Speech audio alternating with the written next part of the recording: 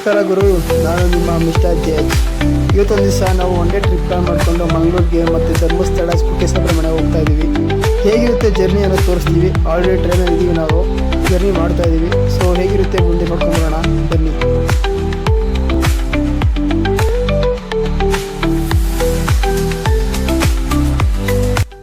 ನಮ್ಮದು one day trip ಆದ್ದರಿಂದ ನಾವು ನೈಟ್ ಜರ್ನಿ ಮಾಡಿದೋ, ಸೊ ದಟ್ ನಮ್ಗೆ ಯಾವುದೇ ಥರ ವ್ಯೂ ನೋಡೋ ಸಿಗಲಿಲ್ಲ. ನೀವು ಬರೋದಾದರೆ ಬೆಳಗ್ಗೆ ಬನ್ನಿ, ಬಿಕಾಸ್ ಆ ಬೆಂಗಳೂರು ಟು ಮಂಗಳೂರು ಜರ್ನಿ ಇದೆಲ್ಲ ಟ್ರೈನಲ್ಲಿ, ಆ ವ್ಯೂ ಪಾಯಿಂಟ್ಸ್ ಮಾತ್ರ ಸೂಪರಾಗಿರುತ್ತೆ ಗುರು.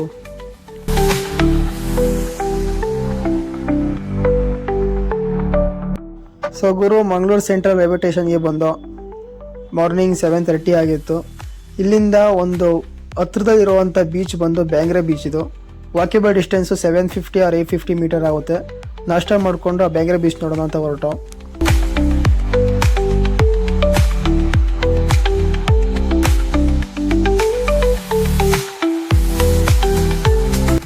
ಬ್ಯಾಂಗ್ರೆ ಬೀಚ್ ಹೋಗ್ಲಿಕ್ಕೆ ಗುರುಪುರ ಎಂಬಕ್ಕಂತ ನದಿ ಕ್ರಾಸ್ ಮಾಡಿ ಹೋಗಬೇಕು. ನದಿ ಕ್ರಾಸ್ ಮಾಡಲಿಕ್ಕೆ ಫೆರಿ ವ್ಯವಸ್ಥೆ ಇರುತ್ತೆ, ಅದಕ್ಕೆ 10 ರೂಪಾಯಿ ಮಾತ್ರ. ಸೊ ನದಿ ಕ್ರಾಸ್ ಮಾಡಿ ಬ್ಯಾಂಗ್ರೆ ಬೀಚ್ಗೆ ಹೋಗ್ಬೋದು. ಆ ಒಂದು ಪ್ರದೇಶನ ನಾವು ಇಂಡಿಯಾದ ಒನ್ ಆಫ್ ದ ಬಂದರ್ ಅಂತಲೂ ಕೂಡ ಕರಿತೀವಿ.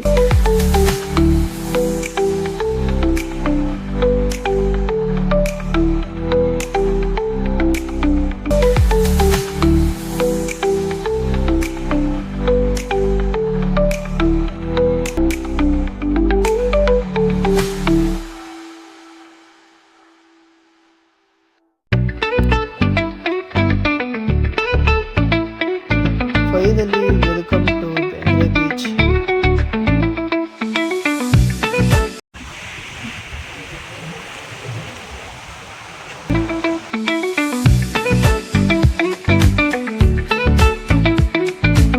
ಸೊ ಗುರು, ಫೈನಲ್ ಆಗಿ ನಾವಿದ್ದೀವಿ ಬ್ಯಾಂಗ್ರೆ ಬೀಚ್ ಹತ್ರ. ಈ ಬ್ಯಾಂಗ್ರೆ ಬೀಚಿನ ವೆದರ್ನ ಹೇಗಿದೆ ನೀವು ನೋಡ್ತಾ ಇದ್ದೀರಾ. ಆ್ಯಂಡ್ ಇಲ್ಲಿರೋ ಪ್ಲೇಸ್ ಬಂದು ಇದೇನು ಟೂರಿಸ್ಟ್ ಪ್ಲೇಸ್ ಅಂತ ನಮಗೇನು ಅನಿಸಿಲ್ಲ, ಬಿಕಾಸ್ ನಾವೇ ಫಸ್ಟ್ ಹೋಗಿದ್ದಲ್ಲಿಗೆ. ಆ್ಯಂಡ್ ಇಲ್ಲಿ ಬರೋ ರೂಟ್ ಇದೆಯಲ್ಲ, ಆ ಒಂದು ಗುರುಪುರ ನದಿ ದಾಟ್ಕೊಂಡು ಬರೋವಂಥದ್ದು ರೂಟು. ಆ ಒಂದು ಪ್ರದೇಶ ಅಷ್ಟು ಸೇಫಾಗಿ ಏನಿಲ್ಲ. ಆ್ಯಂಡ್ ಇದು ಫ್ಯಾಮಿಲಿ ಬರುವಂಥ ಪ್ಲೇಸನ್ನೆಲ್ಲ ಅಂತಲೇ ಹೇಳ್ತೀನಿ ಗುರು.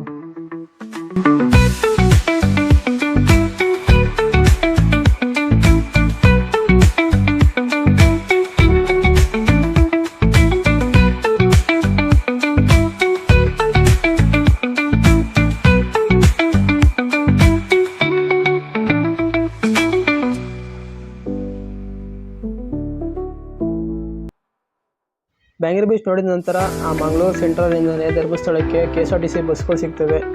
KSRTC ಬಸ್ಗಳಿಂದ ಒಂದು 1 hour 2 hour ಜರ್ನಿ ಆಗುತ್ತೆ.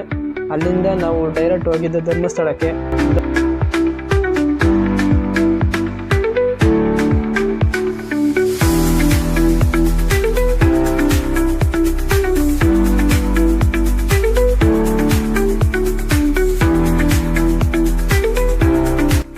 ಗುರು, ಶ್ರೀ ಕ್ಷೇತ್ರ ಧರ್ಮಸ್ಥಳಕ್ಕೆ ಸ್ವಾಗತ ಸುಸ್ವಾಗತ. ಆ್ಯಂಡ್ ಫೈನಲಿ ನಾವು ತಲುಪಿದ್ದೀವಿ ಧರ್ಮಸ್ಥಳಕ್ಕೆ. ಧರ್ಮಸ್ಥಳಕ್ಕೆ ಬಂದು ಆ ಸ್ವಾಮಿ ಮಂಜುನಾಥ ಸ್ವಾಮಿಯ ದರ್ಶನ ಮಾಡೋದಿದೆಯಲ್ಲ, ಅದೊಂದು ಪುಣ್ಯ ಗುರು. ಆ್ಯಂಡ್ ನಮಗಂತ ಪುಣ್ಯ ತುಂಬ ಚೆನ್ನಾಗಿ ಸಿಕ್ತು. ಯಾಕಂದರೆ ನಾವು ಬಂದಿದ್ದ ಟೈಮ್ ಅಂತೂ ಯಾರೂ ಜನ ಇರಲಿಲ್ಲ, ಡೈರೆಕ್ಟ್ ಎಂಟ್ರಿ ಸಿಕ್ತು ನಮಗೆ. ಒಳಗಡೆ ಹೋಗಿ ಒಂದು 5 ನಿಮಿಷ ಅಷ್ಟೇ ಡೈರೆಕ್ಟ್ ದರ್ಶನ ಸಿಕ್ತು ನಮಗೆ. ಎಷ್ಟು ಬೇಕಾದರೂ ಅಷ್ಟು ಕಣ್ತುಂಬ ನೋಡಿಕೊಂಡು ಆ ಸ್ವಾಮಿ ಮಂಜುನಾಥ ಸ್ವಾಮಿನ.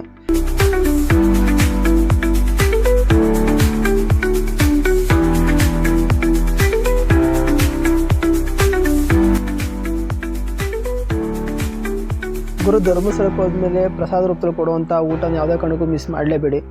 ಬಿಕಾಸ್ ಅಲ್ಲಿನ ಊಟ ನಾವು ಸೇವನೆ ಮಾಡಬೇಕು, ಪುಣ್ಯ ಮಾಡಿರಬೇಕು ಅನ್ನೋದು ನನ್ನ ಭಾವನೆ.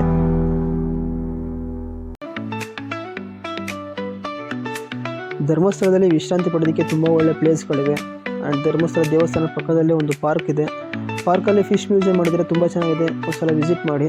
ಆ್ಯಂಡ್ ಧರ್ಮಸ್ಥಳ ಪಕ್ಕದಲ್ಲೇ ಗೊಮ್ಮಟೇಶ್ವರ ವಿಗ್ರಹ ಆಗಿರ್ಬೋದು, ಅವ್ರು ಆಗಿನ ಕಾಲದ ರಾಜರು ಕೊಟ್ಟಿರುವಂಥ ವಿಮಾನಗಳಾಗಿರ್ಬೋದು, ಇವೆಲ್ಲ ಇಟ್ಟಿದ್ದಾರೆ. ನೋಡಿದ್ದು ತುಂಬ ಚೆನ್ನಾಗಿದೆ.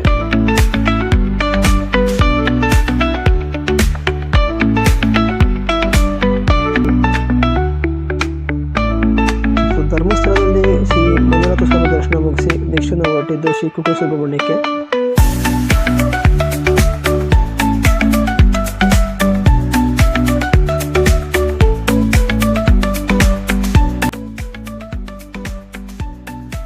ಸೊ ಇಲ್ಲೂ ಸಹ ಅಷ್ಟೇ ಬೇಗ ದರ್ಶನ ಮುಗಿಸ್ತು. ದರ್ಶನ ಮುಗಿಸಿದ ತಕ್ಷಣ 8:30 9:30ಗೆ ಟ್ರೈನ್ ಇತ್ತು ವಾಪಸ್ ಬೆಂಗಳೂರಿಗೆ. ಸೊ ಬೆಂಗಳೂರು ಟ್ರೈನ್ ಹೋಗಲಿಕ್ಕೆ ರೈಲ್ವೆ ಸ್ಟೇಷನ್ಗೆ ಹೊರಟು. ಸೊ ಇದಾಗಿತ್ತು ಗುರು ಒನ್ ಡೇ ಟ್ರಿಪ್. ನೆಕ್ಸ್ಟ್ ವೀಡಿಯೋದಲ್ಲಿ ಸಿಗುವ. ಬಾಯ್ ಬಾಯ್.